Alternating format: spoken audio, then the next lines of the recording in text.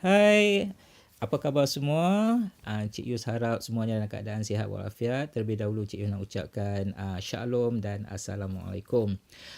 Kali ni Cik Yus buat kelainan sikit lah. Cik Yus merakamkan suara instead of Cik Yus tunjukkan rekod buat video berkenaan rupa paras Cik Yus. Cukuplah kot Cik Yus rasa beberapa video yang terdahulu Cik Yus dah pamerkan muka Cik Yus. Ini menunjukkan bahawa Cik Yus bila berkata-kata tentang sesuatu ni, kata apa, Cik Yus berani buat benda tu. Tak seperti ura-ura yang mengatakan Cik Yus penakut dan sebagainya. Sebab ini yang diperkatakan selalu oleh Muslim.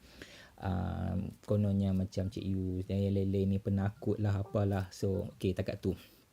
Alright, sebelum ni Cik Yus ada sebut bahawa jika ada sesiapa yang memberi dalil daripada Quran tentang solat 5 waktu tu, maka Cik Yus akan respon. So, jadi sekarang Cik Yus respon sebab ada seorang ustaz ni dia respon terhadap semua apa yang Cik Yus perkatakan di dalam video. Terlebih dahulu Cik Yus rasa happy lah dan teruja lah sebab ada juga, Cik Yus ingat tak ada langsung tapi ada juga. So okey lah tu daripada tak ada langsung kan. Ada jugalah cendekiawan Islam ni.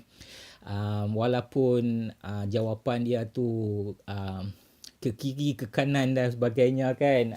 Okay, so jadi tak apalah, Cik Yus tolong explain balik apa yang dia cakapkan. Sebab apa, nampak apa yang dia cakapkan ustaz tu tak salah Cik Yus difahamkan nama dia Turki. Okay, tak apalah, faham-faham je lah. Ustaz Turki.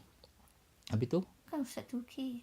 Dia duduk kat Turki. Oh, duduk kat Turki. Okey lah, Cik Yus tak kenal orang ni. Lepas tu difahamkan ada pula Muslim kata nak kena saman 1 bilion. Okey, pasal tak kenal, pasal minta maaf lah ustaz yang duduk kat Turki tu. Cik Yus minta maaf lah. Bukan kata apa-apa. Memang Cik Yus tak kenal langsung. Okey, tapi tak apalah, ustaz saya panggil ustaz lah. Menghormati ustaz. Okey. Okey, kita sambung berkenaan dengan yang tadi ni. Okey, pertama ustaz ada menyentuh bab Kaabah. Okey. Iaitu pertama sekali ustaz ada sebut berkenaan dengan Cik Yus bertanya pada orang yang bukan berkelayakan, kononnya hanya pakai kopiah tapi dia punya taraf dia tu orang biasa-biasa yang tak berilmu. Ustaz, untuk makluman ustaz, Cik Yus ni daripada sekolah agama dan Cik Yus bertanyakan pada ustaz yang mengajar di sekolah tu. Jadi bermaksud je ustaz yang Cik Yus tanya ni adalah berkelayakan. Okey, dia orang pun belajar jauh. Bukan ustaz saja yang pergi duduk kat Turki belajar kat sana. Dia orang ni pun semua ada kelayakan daripada Al-Azhar dan sebagainya. So jadi dia orang ni, okey, maksud dia ilmu pun saya pun tak tahulah. Okey, ilmu pun macam ustaz jugalah. So jadi ustaz bila merendahkan orang lain, itu tak cantik ustaz. Ni Cik Yus nak bagi tahu, Cik Yus nasihatkan jangan merendah-rendahkan orang. Itu tak baik ustaz. Alright. Seterusnya Cik Yus nak sentuh bab Kaabah tadi ni. Ustaz ada sebut bahawa orang Islam ni tak menyembah Kaabah. Tetapi hakikatnya Kaabah itulah yang ustaz dan orang yang Muslim-Muslim lain sujud. Jadi Cik Yus nak tanya, sujud ustaz dan Muslim yang lain, kepala ustaz tadi tu jatuh kepada apa? Kaabah adalah barang ataupun bahan ataupun binaan yang disujud. Jelas kat situ. Kaabah disujud. Okey. Ianya bertentangan dengan arahan Allah Ta'ala yang mana Allah Ta'ala kata jangan menyembah berhala. Kaabah tadi tu apa, ustaz? Dia adalah bangunan. Okey. Walaupun ustaz cuba menafikan bahawa ustaz menyembah Allah, tetapi hakikat dia apa ustaz? Ustaz tetap sembah pada Kaabah. Dan Kaabah itu jugalah yang ustaz pusing sebanyak 7 kali. Kenapa ustaz pusing 7 kali ustaz? Arahan Allah juga kan? Okey, kenapa? Kenapa 7 kali ustaz pusing Kaabah tu? Lepas tu ada pula di penjuru ada batu hitam, Hajarul Aswad. Dicium-cium pula batu tu. Kenapa ustaz? Arahan Allah Ta'ala. Okey, tak apa. Saya faham. Semua arahan Allah Ta'ala. Tetapi perbuatan-perbuatan ni berunsurkan apa ustaz? Berunsurkan apa? Bukankah semuanya berunsurkan kepada penyembahan berhala ustaz? Jelas kat situ. So, jadi kat mana penafian Ustaz bahawa Ustaz tak menyembah berhala? Okey? Ustaz mengatakan jika Kaabah tu tak wujud, maka sembahyang umat Islam tetap pada yang satu. Itu saya faham Ustaz, kalau Kaabah tu tak wujud. Saya faham benda tu. Okey? Sebab apa? Jika Kaabah tak wujud. Sekarang masalahnya ialah Kaabah itu tetap wujud. Okey? Kaabah tu wujud. Dan Kaabah ni wujud sejak dulu, sebelum Islam wujud lagi. Okey? Dan Kaabah ini dikelilingi oleh 360 berhala pada masa itu. Merupakan pusat penyembahan berhala yang antara yang terbesar pada suatu ketika dahulu. So, tempat itu adalah pusat penyembahan berhala, Ustaz. Alright? Mungkin Ustaz terlepas pandang. Ustaz tak, okey, dalam surah, okey, surah Al-Araf, okey, ayat 191 yang berbunyi, apakah mereka mempersekutukan Allah dengan berhala-berhala yang tak dapat menciptakan sesuatu pun, sedangkan berhala-berhala itu sendiri buatan orang. Buatan orang. Kaabah tu apa, Ustaz? Bukankah buatan tangan manusia, Ustaz? So, jadi Kaabah ni adalah tergolong di dalam golongan berhala yang bernama nusyuk. Ustaz pilih refer balik. Okay. Seterusnya, saya nak sentuh bab solat. Ini yang topik paling cantik sekali, yang paling saya suka. Okay. Saya dah pernah sebut sebelum ni dalam video tu, yang mana kalau setakat ayat aqimis solah, saya dah, Cik Yus dah sebut dah sebelum ni bahawa ayat-ayat macam ni pun Cik Yus dah ada dah. So, jadi dalam surah Isra yang Ustaz bagi tu, surah Isra ayat 77, ayat tu bermula dengan aqimis solah. So, bermaksud dia Cik Yus dah ada ayat ni.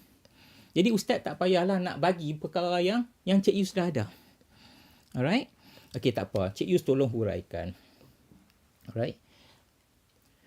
Dalam surah Al-Isra, ayat yang ayat 77, yang mana Ustaz ada sebut lah, bab yang mana ayat ni, jika kita tengok balik, alright, kita tengok balik, hang on. Ianya berbunyi macam ni. Dirikanlah olehmu sembahyang ketika gelincir matahari hingga waktu gelap malam, dan dirikanlah sembahyang subuh. Sesungguhnya sembahyang subuh itu adalah disaksikan keistimewaannya. Ayat tu jelas, Ustaz. 2 waktu sahaja kat situ. Dia bukan 5 waktu, Ustaz. Macam Ustaz cakap dalam video Ustaz. Tak ada kat situ 5 waktu. Dia kata kat situ, dirikanlah olehmu sembahyang ketika gelincir matahari, okay, hingga waktu gelap malam. So, maksud dia itu adalah isyak, gelap malam. Okey. Dan sembahyang subuh. So, subuh. Okey, sesungguhnya sembahyang subuh itu adalah disaksikan keistimewaannya. Okey. Dalam ayat ni hanya mention 2 waktu saja. Isyak dan subuh. Tapi Ustaz cuba spin, mengatakan 5 waktu di situ. Yang mana Ustaz memetik ila ghasaqil lail. Yang mana daripada situ Ustaz cuba mengkaitkan dengan solat Zuhur. Okey, bab solat Zuhur ni, Ustaz, minta Ustaz tolong tengok balik dalam kamus. Zuhur, Lohor, Zuhur, semua sama, Ustaz. Semua sama. Solat yang sama. Okey. Nama solat ni tak penting, Ustaz. Sebenarnya saya cuba kaitkan nama Islam tu adalah dia selari dengan nama-nama solat umat Islam, iaitu daripada isyak, subuh, subuh, Zuhur ataupun Zuhur, asar atau dan maghrib. Okey. Itu saya cuma kaitkan. Okey, nama-nama sembahyang tadi ada terdapat di dalam perkataan Islam tu. Dan nama sembahyang tadi ni tak terlalu penting pada Cik Yus. Okey. So, jadi seterusnya, okey, Cik Yus sambung Ustaz dah bagi surah Khaf ayat 39. Okey, surah Khaf ayat 39 yang berbunyi, oleh itu bersabarlah wahai Muhammad akan apa yang dikatakan oleh mereka yang menentangmu itu, dan bertasbihlah. Okey, sambil memuji-muji Tuhanmu sebelum terbit matahari dan sebelum matahari terbenam. Ustaz nak kaitkan solat ni, okey, dengan perkataan tasbih Ustaz. Cuba Ustaz buka balik kamus, tengok balik apa maksud tasbih. Okey, tasbih tu adalah biji-biji yang yang kita letak tali tu. Itu nama tasbih. Kalau bertasbih maksudnya kita memuji-muji. Okey, bila memuji-muji, bertasbih tak bermaksud bersembahyang. Dan bersembahyang tak bermaksud bertasbih. Jadi, mungkin Ustaz nak kaitkan dengan solat itu adalah bertasbih. Sebab apa? Di dalam solat membaca ayat-ayat Al-Quran, di mana umat Islam berfahaman. Apabila membaca ayat-ayat Al-Quran, itulah namanya memuji-muji Tuhan. Cik Yus nak tanya balik. Jika ayat Al-Quran, perangilah orang-orang yang tidak beriman. Yang mana dengan jelas kat sini, Allah menyuruh orang-orang beriman berperang, membunuh orang. Apakah ini bertasbih namanya Ustaz? Ya kan ini ayat ni bertasbih. So jadi, bertentangan.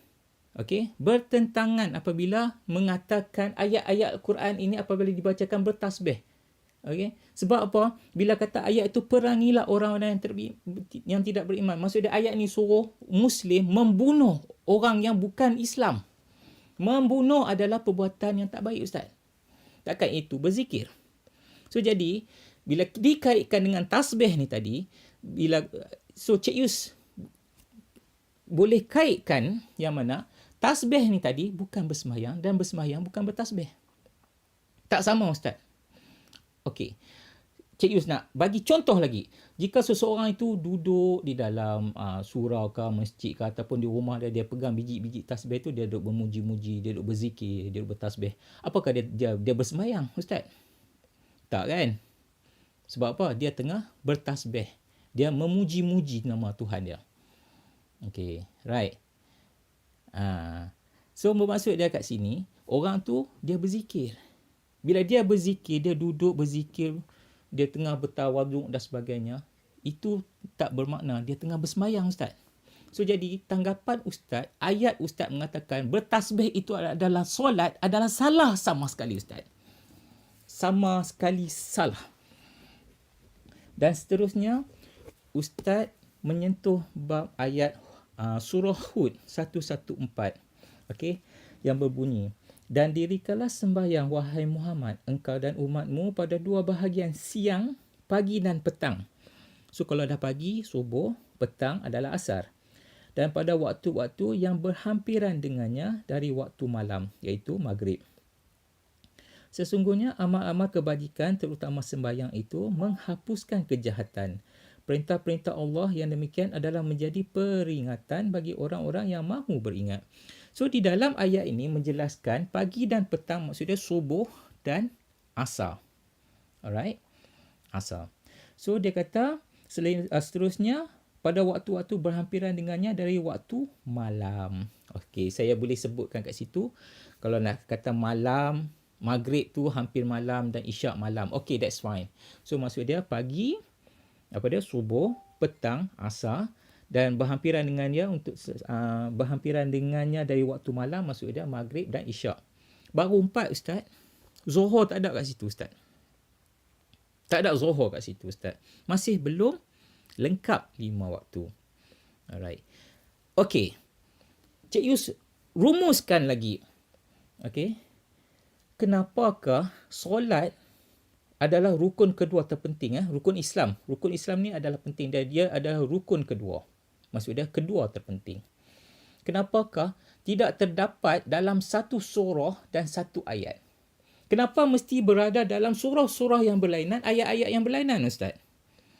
Jadi ini menunjukkan bahawa Al-Quran ini tidak lengkap Ustaz.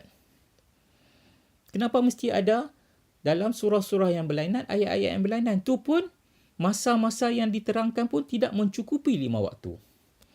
Tak sama seperti apa yang Ustaz terangkan. Sebab Ustaz kata 5 waktu. Tengok balik semua dia punya terjemahan. Okey, tak cukup 5 waktu Ustaz. So jadi Ustaz cuba menegakkan benang yang basah. Okey. Jadi namun kalau Ustaz tengok balik video Cik Yus yang sebelum ni, masa tadi tu, okey, subuh, Zohor, Asar, Maghrib, Isyak. Yes, memang Cik Yus sebut bab masa. Okey. Sebab Cik Yus pun ada sebut jangan bagi ayat dalil dirikan solat. Sebab Cik Yus ada. Surah Isra' 77 Cik Yus ada. Namun, bila Ustaz tengok balik dalam video Cik Yus, apa yang Cik Yus tekankan? Cik Yus tekankan kenapakah solat ini dilakukan pada masa-masa ini. Ini yang Cik Yus tekankan. Kenapa isyak dilakukan sebelah malam di antara 8 malam dan ke atas? Kenapa subuh diadakan solat ini sebelum pukul 7? Iaitu sebelum terbit fajar.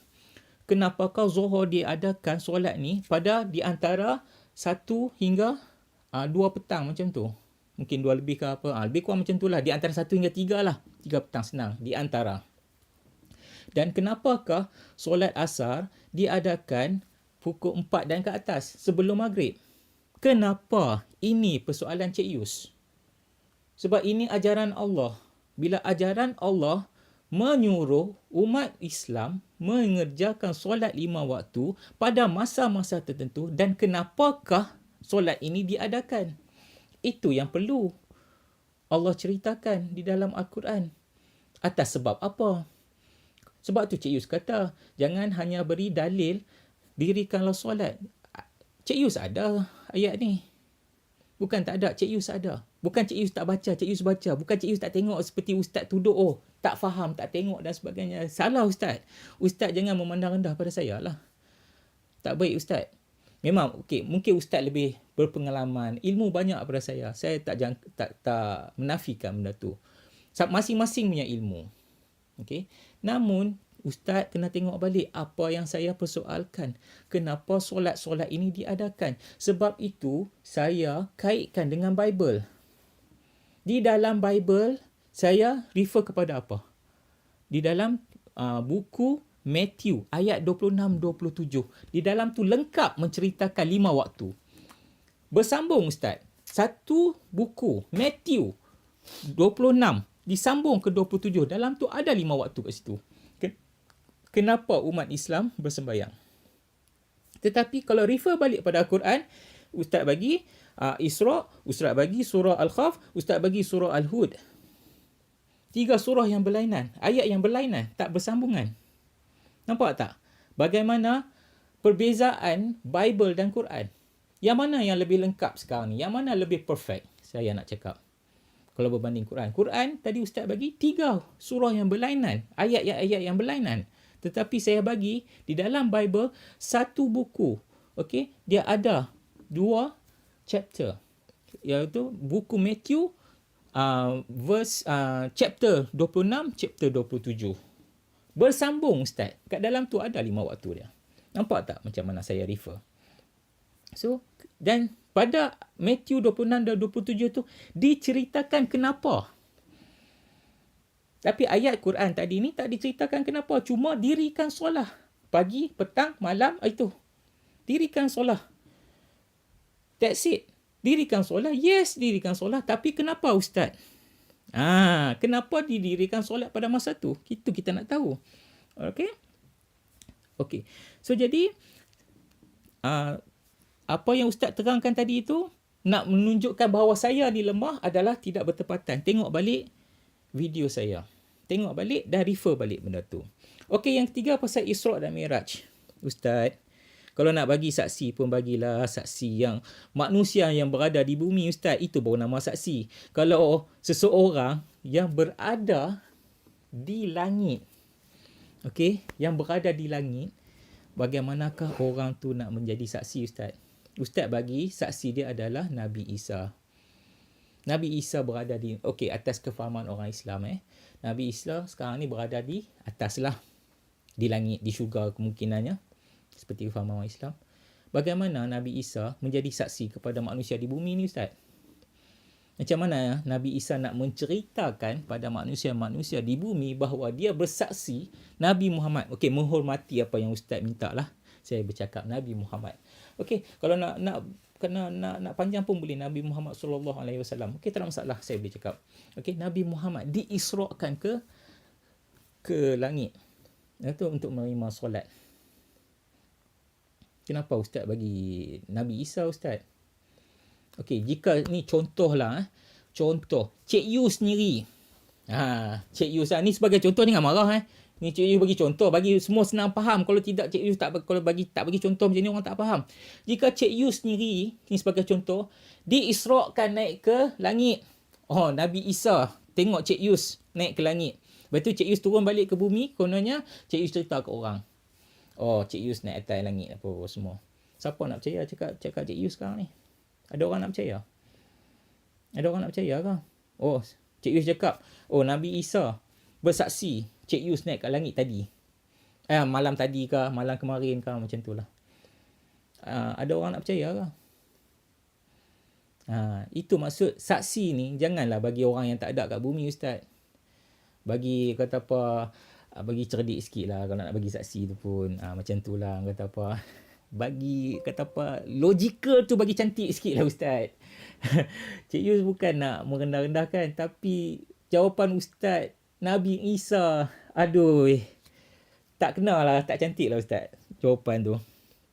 Okey, berkenaan dengan hadis, Ustaz mengatakan masa Cik Yus refer kepada hadis, Cik Yus sebut nama hadis, Mutiara Hadis 2002 jilid 3 nombor 152. Cik Yus sebut in detail rujukan mana yang Cik Yus ambil. Okey, tapi Ustaz langsung, apabila Ustaz refer balik kepada hadis yang Cik Yus bagi, Ustaz langsung tak sebut nama hadis, jilid berapa, nombor berapa yang Ustaz refer. Tiba-tiba Ustaz kata, tak boleh dipercayai. Ustaz dah buat reference, okey, dan bila tengok balik apa yang ayat yang Cik Yus bagi, okey, tak boleh pakai benda ni. Ustaz refer hadis apa? Jilid yang keberapa? Nombor yang keberapa? Habis tu Ustaz hanya sebut wallazi nafsi biyadihi. Yang mana bermaksud jiwaku berada di dalam kekuasaan Allah. Lebih kurang macam itulah. Ustaz, untuk makluman Ustaz, ayat tu tak lengkap Ustaz. Ustaz cuma ambil sebahagian. Ustaz cakap tak habis. Ayat tu di dalam Mutiara Hadis ni, okey, yang saya bagi reference tu, ayat yang sebenar ialah wallazi nafsi biyadihi Isa bin Maryam. Ayat dia lengkap, panjang Ustaz. Ayat dia panjang, tapi Ustaz ambil setengah ya. Kenapa Ustaz tak ambil yang belakang tu? Kenapa Ustaz tak ambil Isa bin Maryam? Itulah ayat Nabi Muhammad sallallahu alaihi wasallam, dia sebut benda tu. Nafsi biyadihi Isa bin Maryam. Yang bermaksud bahawa nafas hidupku ada di dalam Isa, putra Maryam. Baiknya sebenarnya sebutkan nama Nabi. Ustaz, ayat tu, kalau percakapan seseorang tu, Ustaz jangan ambil sekerat-sekerat Ustaz. Sebab lari maksud dia. Ustaz kena ambil lengkap semua. Bila Ustaz ambil lengkap semua, itulah apa yang dimaksudkan. Dan Cik Yus tak buat penuduhan. Okay? Cik Yus buat reference terlebih dahulu sebelum Cik Yus bercakap di dalam video tu. So, itulah dia. Kenapa Ustaz bila menjawab persoalan Cik Yus, Ustaz cuma ambil sebahagian ayat dan meninggalkan sebahagian ayat yang lain. So, siapakah yang cuba menipu di sini Ustaz? So, tengok balik, okay, di dalam Mutiara Hadis 2002 jilid 3 nombor 152, apa ayat dia? Refer balik. Semua umat Islam, tolong refer balik. Tengok balik ayat tu berbunyi macam mana. Apakah hanya wallazi nafsi biyadihi ataupun nafsi biyadihi Isa bin Maryam? Tolong tengok balik. Okay, Cik Yus tak buat fitnah nah. Jangan kata Cik Yus buat fitnah ke apakah, buat zalim macam Ustaz kata tu, menuduh sesuatu yang tidak baik. Okay, itu bukan Cik Yus punya perangai. Okay. Dan seterusnya adalah berkenaan dengan Al-Fatihah. Al-Fatihah. Okay, yang mana Ustaz sebut kekal ke jalan Islam, agama batil ataupun dah ada hidayah kepada yang lebih cerah. Ustaz, ayat tu jelas Jelas ayat itu mengatakan, okey, ayat itu jelas mengatakan apa? Tunjukkanlah kami jalan yang benar. Jalan yang benar, Ustaz. Direct kat situ dia berbunyi macam tu. Tunjukkanlah kami jalan yang benar.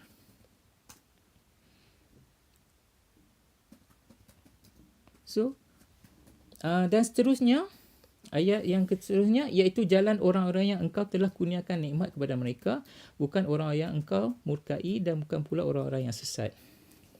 Okey. Ustaz, saya tertarik satu perkataan Ustaz yang mana Ustaz mengatakan Nabi-Nabi terdahulu seperti Musa, Isa ni apa semua membawa ajaran Islam. Oh, Ustaz pula yang sekarang buat pertuduhan. Nampak tak di situ? Bila masakah Nabi-Nabi sebelum Nabi Muhammad, okey, Nabi-Nabi terdahulu sebelum Muhammad membawa ajaran Islam, Ustaz? Apakah bukti mereka ni semua Islam? Okey. Sebab saya bagi tahu pada Ustaz, okey, saya nak tengok jawapan kalau Ustaz boleh bagi kat saya dalil daripada Quran. Okey.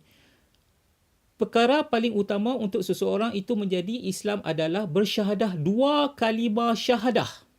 2 kalimah, bukan 1 kalimah. Itu adalah syarat paling utama seseorang itu menjadi Muslim. 2 kalimah syahadah. Bukan 1 kalimah, Ustaz. So, jadi bila masakah Nabi-Nabi sebelum Nabi Muhammad, okay, bersyahadah, Ustaz? Ada dalil tak yang Ustaz boleh tunjuk pada saya? Nabi-Nabi terdahulu sebelum Nabi Muhammad bersyahadah 2 kalimah syahadah. Dan dalam masa yang sama, pernahkah mereka ini membawa ajaran Islam, mengajarkan tentang rukun iman dan rukun Islam? Pernahkah?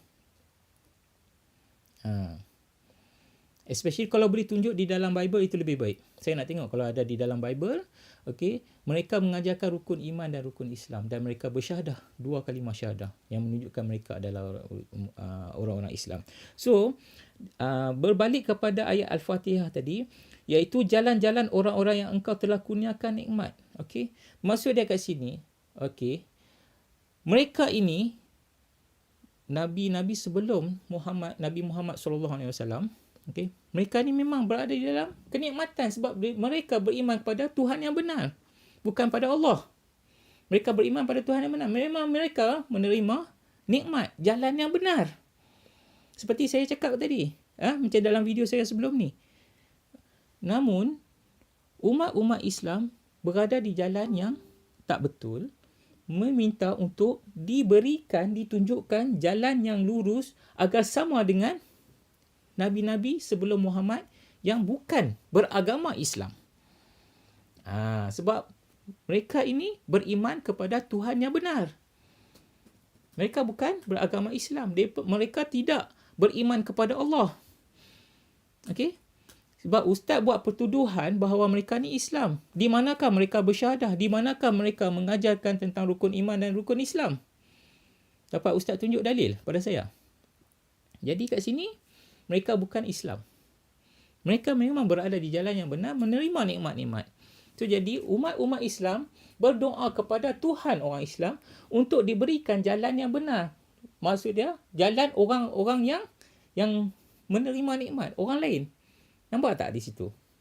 Ini saya, Cik Yus tolong olah. Apa maksud surah Al-Fatihah tu?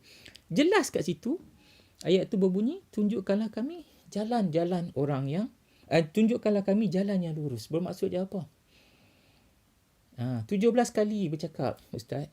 Bermaksud dari sini, umat Islam berada di jalan yang tak betul. So, jelas kat situ. Jadi, jika seseorang itu berada di jalan yang betul, dia takkan meminta berada di jalan yang betul.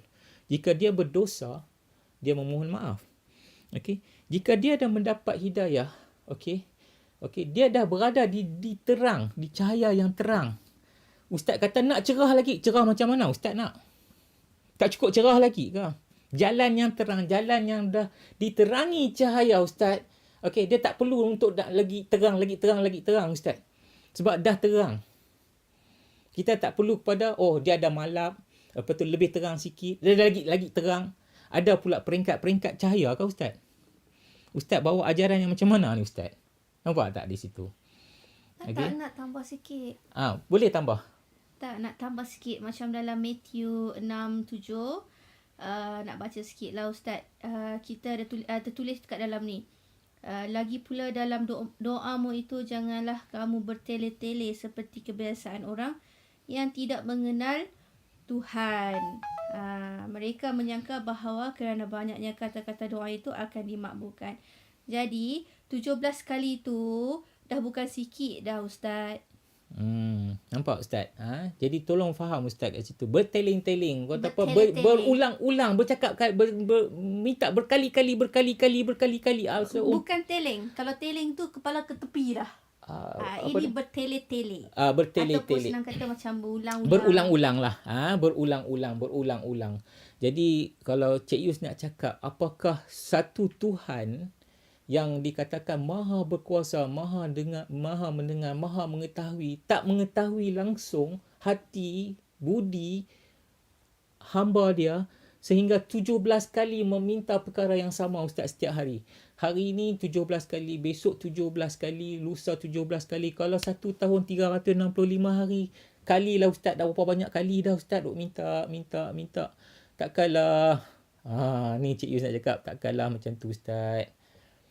Tu yang kata berulang-ulang. Apakah satu Tuhan tak boleh memahami benda tu?